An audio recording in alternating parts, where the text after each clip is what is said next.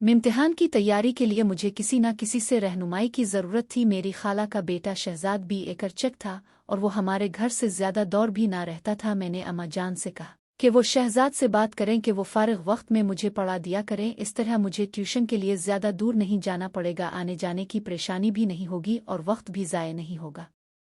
अम्मा इसी दिन शहजाद से बात कर आईं और उन्होंने मुझे बताया कि उन्होंने शहजाद से बात कर ली है और वो हर शाम 7 बजे से 9 बजे तक आया करेगा मुझे पढ़ाने। इस दिन मैंने जल्दी जल्दी तमाम काम निपटाई और अपनी किताबें लेकर ड्राइंग रूम में पढ़ने बैठ गई। तकरीबन 7:30 बजे होंगे जब शहजाद हमारे घर आए। शहजाद की उम्र इस वक्त 25 साल के करीब थी और काफ़ी वजीहा और हैंडसम शख्सियत के मालिक थे। उनका कद 6 फुट के करीब जबकि जिस्म मजबूत और ताकतवर था। कलीन शेव के साथ सावला रंग क़यामत खेज था। रस्मी सलाम दुआ के बाद मुझसे मुखातिब होते हुए बोले, अच्छा तो मेरी शागिर्द पढ़ाई के लिए तैयार है? मैंने भी सर हिलाते हुए कहा, जी। वेरी गुड, ये बताओ किस सब्जेक्ट में खुद को ज़्यादा कमज़ोर समझती हो? शहजाद ने मेरी किताब उठाकर उसके वरक उलटते हुए किताब पर ही नज़रें जमाए मुझसे दूसरा सवाल पूछा तो मैंने उन्हें बताया कि मैथ और इंग्लिश में कमज़ोर हूँ। मैं थोड़ा सिमट कर बैठी हुई थी और बात करते हुए भी थोड़ी जी कर रही थी। शहजाद ने किताब मेज़ पर रखते हुए मेरी जानिब देखा और बोले, अगर इसी तरह तुम घबराई और जी करती रहोगी तो मेरा नहीं ख्याल कि मैं तुमको जो कुछ पढ़ाऊंगा वो तुमको ज़हन नशीन भी करा सीखूंगा। लिहाजा जी करने की ज़रूरत नहीं, हम बड़े दोस्ताना माहौल में स्टडी करेंगे और जो कुछ भी पढ़ेंगे इसे याद भी रखेंगे। जी बेहतर, मैं खुद को थोड़ा रिलैक्स जाहिर करने की कोशिश करते हुए बोली। इस दिन पढ़ाई तो कोई ख़ास ना हुई, अलबत्ता शहजाद ने अपनी बातों और चुटकुलों की मदद से मेरी जी दूर कर दी।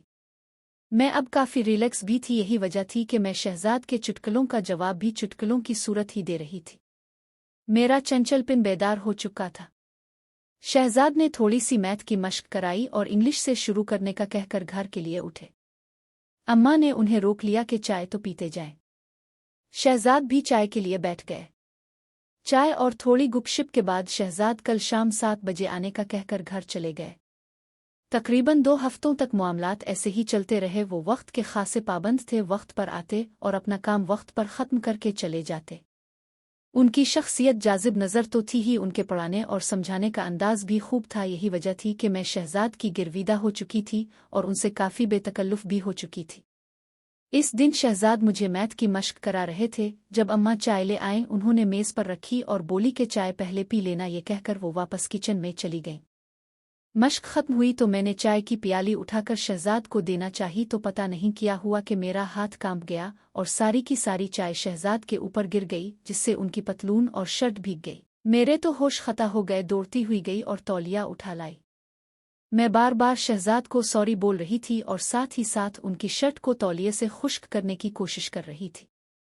अब जले तो नहीं? मैंने मुसलसल तौलिया रगड़ते हुए पूछा। चाय से तो नहीं जला, लेकिन अब तुम ज़रूर जला डालोगी। मैं उनके इस जुमले को बिल्कुल भी ना समझी और इसी तरह तौलिए से उनकी शर्ट को खुश्क करने में लगी रही। मैं शायद कुछ देर और इसी तरह तौलिए से उन्हें खुश्क करने में लगी रहती, पर शहजाद ने मुझे रोक दिया और मुझे दोनों कंधों से उठाकर खड़ा करते हुए बोले, बस करो बबली। घर में मुझे सब इसी नाम से पुकारते थे। एवरीथिंग इज़ फाइन, तुम खामोखा परेशान हो रही हो। लेकिन मैं खुद में बहुत शर्मिंदा थी, इसीलिए जब मैंने उन्हें इस शफ़क़त से पेश आते देखा तो मेरी आंखों से आंसू निकल आए। उन्होंने जब मुझे रोते देखा तो अपनी बाहों में भरते हुए मुझे सीने से लगा लिया और माथे पर बोसा देते हुए बोला, अरे पगली रोती क्यों हो? तुमने जानबूझ कर चाय थोड़ी गिराई है, ये तो हादसाती तौर पर हुआ। उनके दिलासा बांधने पर मुझे हौसला हुआ और मैंने आंसू पोंछते हुए कहा, जानती हूँ कि हादसा हुआ है, लेकिन हादसात भी तो किसी न किसी गलती का ही नतीजा होते हैं और इस हादसे की गलती की मैं ही जिम्मेदार हूँ। शहजाद भी शायद माहौल को खुशगवार बनाना चाहते थे, इसलिए बोला, बबली मैं तुम्हें इजाज़त देता हूँ कि तुम ऐसे हादसात रोज़ किया करो। वो हंस रहे थे और उनकी ये मानी खेज हंसी मेरी समझ से बाहर थी। मैं भी उन्हें हंसते देखकर मुस्करा दी। शहजाद ने कहा, चलो वापस वहीं से शुरू करते हैं जहां पर हादसा हुआ था। ये कहते हुए उन्होंने मुझे अपनी बाहों के घेरे से आज़ाद कर दिया। मैंने वापस अपनी कुर्सी पर बैठकर किताब खोलना चाहा तो शहजाद ने कहा, आज का काम ख़त्म कल देखेंगे, मैं चलता हूँ क्योंकि इस हालत में मैं तुम्हें कुछ नहीं पढ़ा पाऊंगा। शहजाद अपनी किस हालत के बारे में कह रहे थे मुझे कुछ पता ना चला। मैं तो इस दिन जब मैं बिस्तर पर थी तो ये वाकया बार बार मेरे दिमाग में घूम रहा था, और ये सब इस वक्त तो मेरे लिए बेमानी थे, लेकिन अब उन वाकयात को सोचना अच्छा लग रहा था और मुझे पता ही ना चला कि कब नींद ने आ लिया और मैं नींद की गहरी वादी में गौते खाने लगी। इस रात मैंने बारहा ख्वाब में शहजाद को देखा। कभी हम किसी नदी के किनारे बैठे बातें कर रहे होते, कभी किसी पार्क के कोने में किसी बेंच पर बैठे कुछ राज और नियाज की बातें कर रहे होते, कभी पहाड़ों, जंगलों और सहराओं, कभी ठाठ मारते समंदर की लहरों से खेल रहे होते। गारुज इस रात मैंने और शहजाद ने मिलकर दुनिया जहान की सैर की। मैं इस दिन बहुत गहरी नींद सोई। सुबह उठी तो मेरे ख्वाब का हर मंजर मेरे जहन में नक्श था। मैं बिस्तर से उठना ही नहीं चाह रही थी, मैं उन ख्वाबों की दुनिया से निकलना ही नहीं चाह रही थी। मुझे इल्म नहीं कि ऐसा क्यों था, पर जो भी था बहुत खूबसूरत था। दूसरी शाम जब शहजाद हमारे घर पहुंचे तो मैं इसी वक्त नहा कर निकली थी। मेरे बाल गीले थे और उनसे अभी तक पानी टपक रहा था। शहजाद की बार बार उठी हुई नज़र को मैं बखूबी नोटिस कर सकती थी। मैं तो शहजाद को ख्वाबों में भा चुकी थी, लेकिन यहाँ लगता था कि शहजाद के मन में भी कोई बात चल रही है। दौरान सटडी मुझे आज मेरे दिल में अजीब अजीब ख्यालात आ रहे थे। मैं नहीं जानती थी कि प्यार किया है, लेकिन इतना ज़रूर था कि शहजाद के ख्यालात मुझे मदहोश कर रहे थे। जिंदगी में मुझे ऐसी फीलिंग पहले कभी नहीं हुई थी। यूं ही जब शहजाद मुझे मैथ के एक सवाल की मश्क करा रहे थे तो मैं उनके साथ बहुत करीब हो गई थी। मैंने ऐसा कोई इरादा नहीं किया था, बल्कि ऐसा होना इत्तेफाकी था। आखिर 9 बजे और शहजाद घर जाने के लिए उठे तो मैं भी किताबें समेट कर उठी तो उन्होंने करीब से गुजरते हुए बड़ी आहिस्ता सी कहा, बबली तुम आज बहुत खूबसूरत लग रही थी। मैंने चौंक कर उनकी तरफ देखा तो इस दौरान वो मुझसे दूर हिट चुके थे। उनके अल्फाज सारी रात मेरे कानों में बजते रहे। शायद ख्वातीन के मुताल्लिक सच कहा जाता है कि वो बहुत खुद पसंद होती हैं, इसीलिए उनकी तारीफ की जाए तो फूले नहीं समा। अगले दिन भी शहजाद वक्त पर ही आ गए। अभी हमने सटडी शुरू की थी कि बिजली चली गई। मैं उठी कि मोमबत्ती जला कर ले आऊं तो शहजाद ने मेरा हाथ पकड़ लिया और बोले, हमने कौन सा मोतियों से माला परो नहीं है, ऐसे ही बैठ के बातें करते हैं, थोड़ी ही देर में बिजली तो आ ही जाएगी। तो मैं भी उधर ही बैठ गई और हम इधर उधर की बातें करने लगे। शहजाद ने मेरा हाथ ऐसे ही पकड़े रखा था, लेकिन मुझे अजीब लग रहा था। अगरचे शहजाद की मोहब्बत मुझ पर हावी हो चुकी थी और उनकी पुरसर शख्सियत ने मुझ पर जादू सा कर दिया था, लेकिन मैं फौरी तौर पर इस वक्त चूंकि अंधेरा था और हम एक दूसरे के चेहरों के तासुरात नहीं देख पा रहे थे, हकीकत कहूं तो मुझे उनका हाथ अपने हाथ पर बहुत मजा दे रहा था, लेकिन कोई अंदरूनी खौफ था जो रोक रहा था। अगर शहजाद की जगह कोई भी और होता तो मैं यकीन से कह सकती हूँ कि मैं इसका मुंह नोच लेती, लेकिन शहजाद के लिए तो मैं पहले से ही सब कुछ हारी हुई थी। लेकिन फिर भी मैं ये सब कुछ नहीं चाह रही थी। जो हो रहा था मुझे अजीब लगने लगा था, इसीलिए मैंने शहजाद के हाथ को छोड़ा और टॉयलेट जाने के बहाने वहां से उठ गई। लेकिन मैं जैसे ही उठकर कदम बढ़ाने वाली थी, पता नहीं मुझे क्या हुआ, मैं डगमगा गई। इसी लम्हे शहजाद ने हाथ बढ़ाकर मुझे सहारा दिया तो मैं गिरने से बच गई। मैं बहुत नर्वस हो गई थी। शायद मैं जल्दी से टॉयलेट की तरफ भागी। मुझे कुछ हाजत तो ना थी, अलबत्ता ठंडे पानी से मुंह पर छींटे मारे तो गर्मी का एहसास कुछ कम हुआ। मैं अभी टॉयलेट में ही थी कि बिजली आ गई। मैं वापस ड्राइंग रूम में आई तो शहजाद वहां मौजूद नहीं थे। मुझे परेशानी हुई कि ऐसा क्यों कि वो बताए बगैर ही चले गए।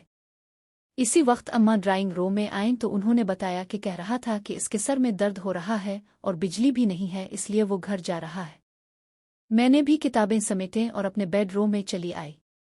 मेरी सोच का मरकज बस शहजाद ही थे। इस रात भी मैं उन्हीं सोच में गर्क सो गई। सुबह उठी तो शहजाद की याद में सारा दिन मगन रही। शाम होने से पहले ही मैं शाम का बेचैनी से इंतजार करने लगी। मैं देखना चाहती थी कि शहजाद आज कैसे बर्ताव करते हैं, लेकिन वक्त होने के बावजूद वो नहीं आए। मैं इंतज़ार करती रही, लेकिन मेरा इंतज़ार बस इंतज़ार ही रहा। वो 8 बजे तक नहीं आए तो मैंने अम्मा से कहा कि खैर हो शहजाद, पता नहीं आज क्यों नहीं आए। अम्मा ने कहा कोई और काम पड़ गया होगा इसलिए नहीं आ सका होगा। मैंने कहा नहीं अम्मा, कल जब वो गए थे तो उनकी तबीयत ठीक नहीं थी, क्या पता वो अभी तक ठीक ना हुए हों। अब खाला को फ़ोन करके उनका पता तो कराएं। अम्मा को भी जैसे कुछ याद आया तो उन्होंने खाला को फ़ोन लगाया। तब खाला ने बताया कि शहजाद तो कल से सख्त बुखार में तप रहा है। मुझे इल्म हुआ तो सख्त बेचैनी हुई, दिल चाहा कि अभी जाऊं और उसका बुखार खुद पे ले लूं, लेकिन मैं इस वक्त क्या कर सकती थी। सुबह में अम्मा को साथ लेकर उनका पता लेने खाला के घर गए तो देखा शहजाद वाकई बुखार की वजह से बिस्तर में पड़े थे। थोड़ी सी रस्मी बातचीत के बाद मैं इधर ही बैठ गई। खाला और अम्मा भी साथ बैठे अपनी बातों में मसरूफ हो गईं।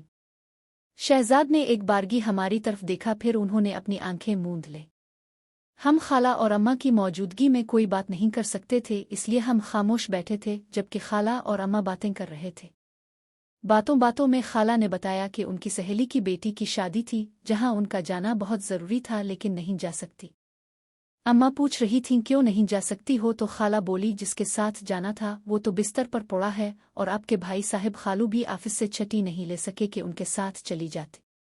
अम्मा चूंकि खाला की सहेली को जानती थीं और उन्हें पता था कि वो किधर रहती है, इसलिए खाला से बोलें तुम्हारी सहेली कौन सा दूसरे शहर में रहती है, टैक्सी पकड़ो और 2-3 घंटे में वापस आ जाओगी, का मौका मिल जाएगा। यही सोचकर मैंने भी अम्मा की ताईद में कहा, खाला अगर आपकी सहेली इसी शहर में रहती है तो तब आप ज़रूर हो आए, शहजाद की फिक्र न करें, 2-3 घंटों तक हम उनकी तीमारदारी कर लेंगे। खाला और अम्मा दोनों को मैंने शादी में जाने पर आमादा कर लिया, अगरचे अम्मा जाना नहीं चाहती थी। उन दोनों के जाने के बाद मैं और शहजाद अब घर में अकेले थे। कोई 15 मिनट तक हमें कोई बात ना हुई। शहजाद वैसे ही आंखें मूंदे लेटे रहे, शायद वो मेरा इंतज़ार कर रहे थे कि मैं कोई बात शुरू करूंगी, लेकिन मैं तजब्जुब में रही कि बात शुरू कैसे करूं और कौन सी बात करूं। तन्हाई और खामोशी माहौल पर अजब असर कर रही थी। शहजाद ने मेरी तरफ करवट लेकर आंखें खोल दे, निबियल्ला तुमने मुझे जला डाला। उनकी आवाज़ मेरी समातों से टकराई की नज़रें मेरे चेहरे पर गड़ी थीं। तुम शायद समझ रही होगी कि मैं बुखार से तप रहा हूं, लेकिन ऐसा नहीं है, ये आग जिसमें मैं जल रहा हूं तुम्हारी ही प्यार में लगी हुई है, देखो जल रहा हूं मैं। ये कहते हुए उन्होंने मेरा हाथ अपने माथे पर लगा दिया। उनका माथा सच में अंगारों की तरह था। जी जी शहजाद, मेरे मुंह से बस इतना ही निकल पाया। शहजाद दीवानों की तरह मेरे हाथ को अपने चेहरे पर रख रहे थे, जैसे वो इस तरह सुकून पा रहे हो। सुकून तो मुझे भी हासिल हो रहा था, मोहब्बत तो मुझे भी हो गई थी।